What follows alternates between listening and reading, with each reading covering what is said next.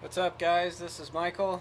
We're going to do something a little bit different for the Roundup, the news Roundup today. I'm going to shoot a video and then I'm going to upload it to my YouTube channel. What I'm going to do is take you through the articles here on my PC and have you check out the information for yourself.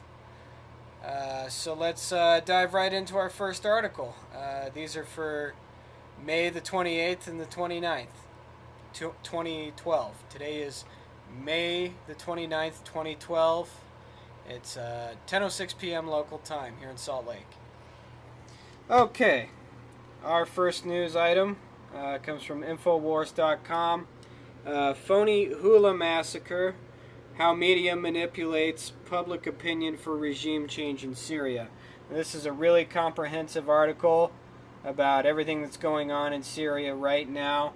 Intelligent skeptics should see through the media's smoke screen in order to work out what is really going on in Syria. Article by Patrick Henningsen from Infowars.com, posted May the 28th, 2012. He starts out, if you're still needing an academic tutorial on exactly how the mainstream media is able to generate a completely phony public consensus to support foreign intervention projects, you need look no further than the dangerous fictional narrative currently being rolled out regarding Syria.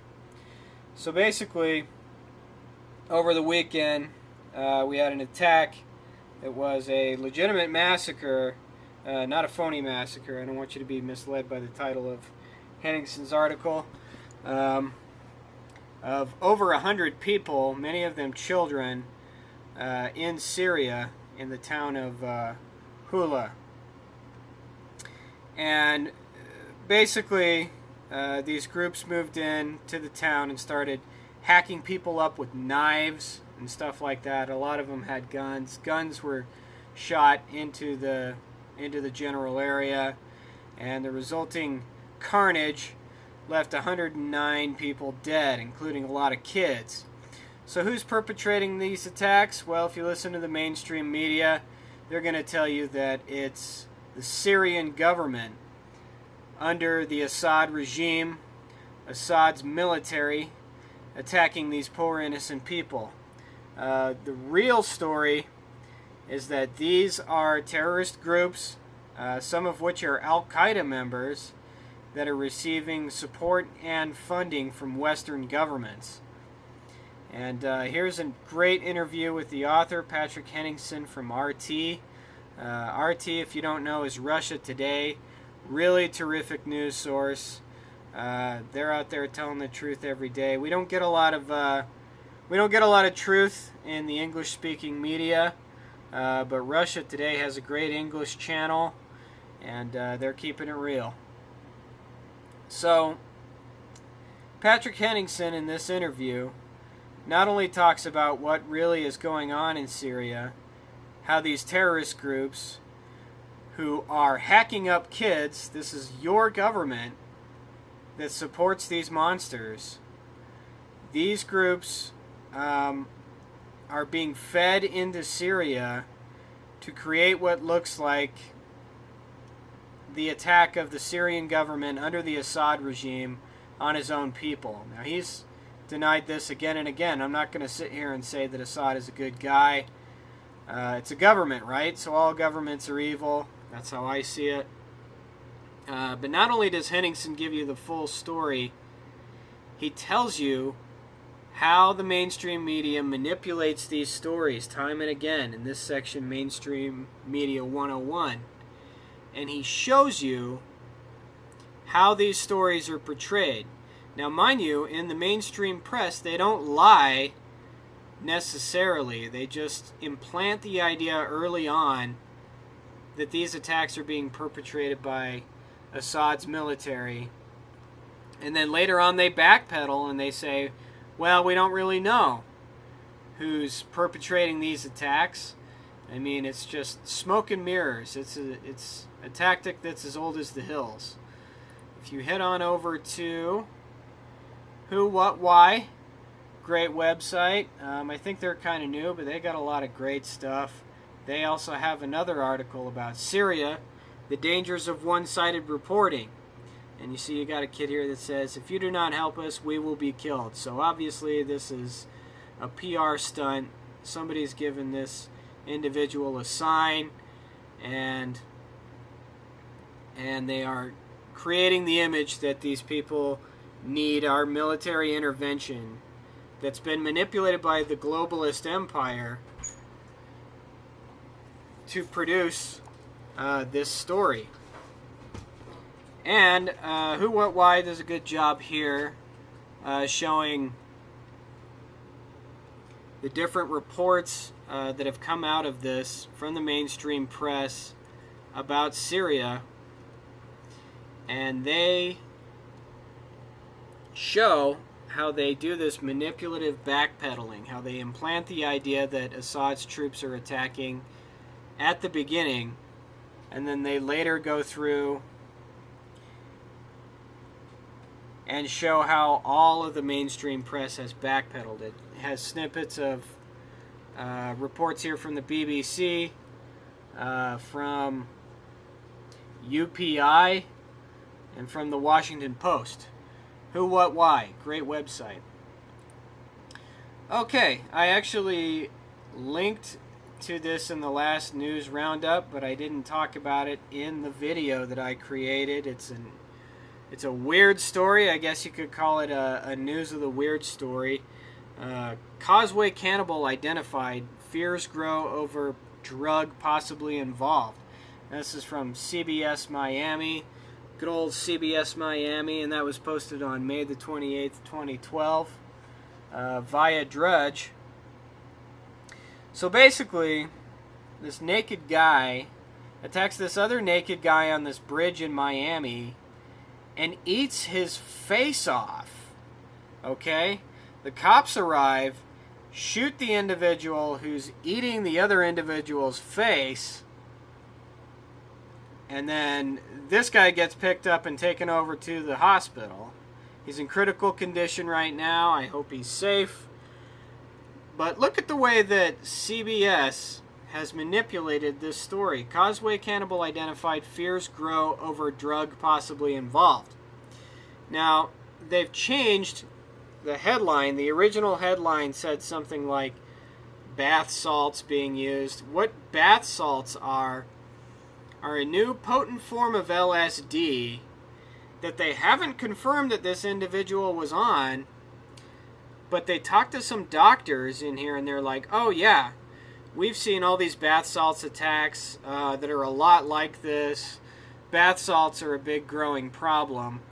So they're just doing PR for the cops. They're trying to show that this designer drug is the new evil, and they're rolling out the PR for that, rather than talking legitimately about why this individual attacked this other guy and ate his face off. Now, I'd be very surprised if he wasn't on some kind of drug, but basically they don't know anything, and they're going after this new potent form of LSD just to gin up the drug war once again. So way to go, CBS Miami.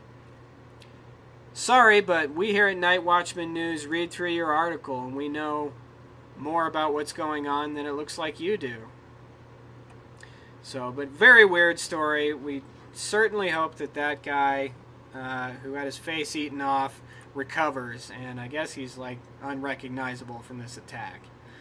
Okay, so let's head over to the Daily Beast. Now this is just a promotional thing for this author's book. His name is Andrew Bloom, but he makes some really cogent points about Google. Google thinks you're stupid and works to keep you in the dark. Now, this guy's book is all about the internet. It's called Tubes, the places where the internet takes place. What happens is he goes to places and the physical locations of the internet with the wires and the servers and all that. I don't know anything about computers, as you see. But it's called Tubes, A Journey to the Center of the Internet, and it's by this guy, Andrew Bloom. He describes his experience when he meets with Google, where they're really evasive. They don't show him their facilities. He goes to the Dalles, Oregon, which is the city in Oregon where Google has a data center. There's an image of the book right there. And he asked to be given a tour of the center. And not only is he denied access into the center, one of these PR flunkies for Google doesn't even tell him what this center, this data center that Google has in the Dalles is for. So Google is the most secretive company in the world, and Google is evil. They claim that they're not evil, but Google is the most evil company in the world. Remember, Google was started with CIA seed money. Okay, Google is basically another branch of the American intelligence system. And Google and the NSA, I would say, are seamless. Google is the NSA. So it doesn't surprise me that this guy was given short shrift by Google. Google's operations are completely secretive because they are spying on you. And they are spying on this broadcast right now. And if you're listening over there at Google, over at the NSA, I just want to give a shout out to my homies. I know you're listening to me, but I'm listening to you. And we're watching you. And if you're working for these globalist monsters, you can change your life. It's not too late. Okay. Our next item. A cyber attack has been perpetrated in Iran. A sophisticated virus infects computers in Iran and then in other parts of the Mideast. Now this has all the earmarks of a Israeli Mossad cyber attack, and they're trying to gin up a war against Iran. Thousands of computers in Iran belonging to government agencies and private companies have been infected with a highly sophisticated virus dubbed Flame in the latest cyber strike against the Islamic Republic, said cybersecurity experts in Iran's telecommunications ministry. The malware was widely detected across the Middle East, in Syria, Israel, and the Palestinian Authority, as well as in other parts of the world. But Iran has the largest number of infected computers. So there you go, folks. Israel is attacking Iran and attacking their internet security, and it kind of makes me worried about our own internet security here at home. There are good people who are out to protect the internet. One of the good companies that's out there that has joined this group called the Internet Defense League is WordPress, where Night Watchman News posts its content. So we're happy to see that. Other great companies who are fighting for internet security are groups like Craigslist, Reddit, and a lot of other network groups that are looking to keep the internet private and keep the internet safe. So you see, the globalists can't engineer this internet kill switch. They're trying to get an internet ID, have us all sign in to the internet so they can revoke our rights. This was posted at RT on May the 27th. RT, again, great source. But again, they can't take our rights away from us on the internet because they've opened Pandora's box with the internet. And the second that they try to shut off the internet, these good people here representing the Internet Defense League, they're working on developing a dark internet that'll switch on the second that they find out that the internet is being attacked. So we have a battle of the internets here. We have an internet that the globalists are trying to control. They're trying to tax. They're trying to regulate free speech. And then you have the real internet, the people's internet, that can't be controlled, that is a truth-telling machine.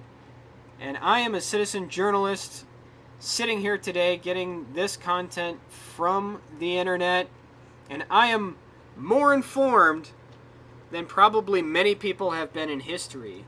And you can get informed too. Visit Night Watchman News regularly.